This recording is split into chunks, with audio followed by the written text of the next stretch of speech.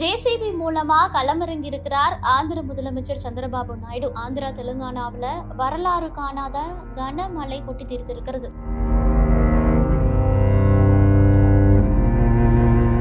வங்கக்கடலில் உருவான காற்றழுத்த தாழ்வு மண்டலம் காரணமா ஆந்திரா மற்றும் தெலுங்கானா மாநிலங்கள்ல கடந்த 4 நாட்களாக அங்கு கனமழையானது கொட்டி வருகிறது. இடைவிடாது பெய்து வரும் கனமழை காரணமா சாலைகள்ல குளம் போல நீர் தேங்கி காணப்படுகிறது. மக்களினுடைய இயல்பு வாழ்க்கை முற்றிலுமாக பாதிக்கப்பட்டிருக்கு. குறிப்பா விஜயவாடா அதிகளவு வெள்ள பாதிப்புக்கு உள்ளாகி இருக்கு.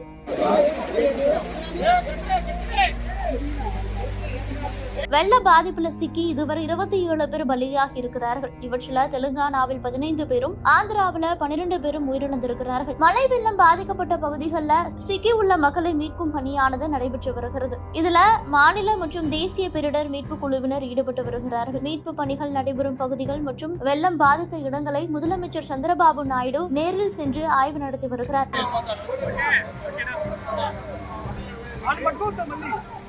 இரண்டாவது நாளாக இன்னும் அவர் களத்தில் இறங்கி பார்வையிட்டு வருகிறார். மேலும் பொதுமக்கள் யாரும் பயப்பட வேண்டாம், நான் உங்களோடு இருக்கிறேன். ஆந்திர அரசு துரிதமாக மீட்பு பணிகளை முடித்துவிடும் என அவர் நம்பிக்கை தெரிவித்திருக்கிறார்.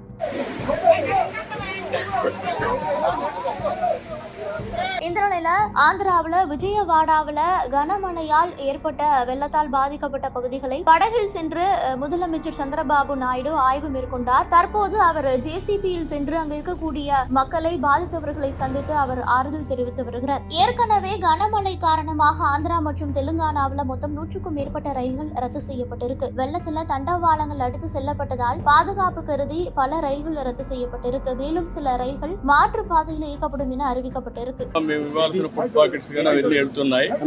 ఇంకా మమ్మరం చేస్తున్నాం. ట్రాఫిక్ కూడా కంజెషన్ ఉంది, అన్ని రెగ్యులేట్ చేస్తున్నాం. చివరి ప్రాంతానికి కూడా వెళ్లాల్సిన అవసరం ఉంది. కొంతమంది పేషెంట్ కూడా ఉన్నారు, పిల్లలు ఉన్నారు, కొంతమంది ముసలోళ్ళు ఉన్నారు, వాళ్ళు కూడా తీసుకురావాలి. ఎవరు కూడా ప్యానిక్ రియాక్షన్ అవసరం లేదు. అందరూ ఓపిక పట్టండి. 1 గంట 2 గంటల్లో అందరం ఓపికగా ఉంటే ఇంకా తొందరగా పనులు అవుతాయి. అన్నీ చేస్తానని అప్పీల్ చేస్తున్నా.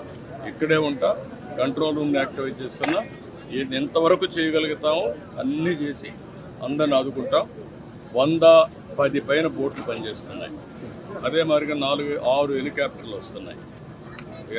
ఒక హెలికాప్టర్లో ఫుడ్ పెట్టడం కానీ, లేకుంటే బోట్లో తీసుకుపోవడం కానీ, పేషెంట్లు తీసుకురావడం కానీ ఇవన్నీ జరుగుతున్నాయి. వర్షం కూడా పడతా ఉంది, అయినా కూడా ఎక్కడ ఆపరేషన్స్ ఆపం అన్ని విధాలు. సార్, ప్రకాశం బ్యారేజ్ 69 గేట్ దగ్గర బోట్లు కొట్టుకురావడం ఏమన్నా కుట్రే ఉందా?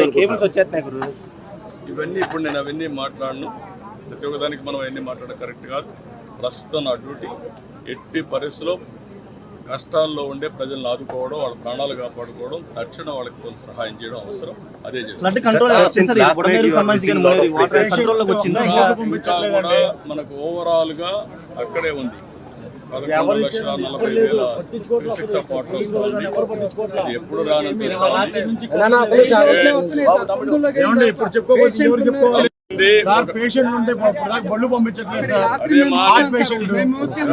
మా మాట ఏంటండి, 1 గంట టైం ఇవ్వండి, చేస్తాను. మమ్మల్ని ఇబ్బంది పెట్టి నన్ను ఒక్కడే ఇబ్బంది పెట్టినా కూడా అందరికి న్యాయం చేస్తాను.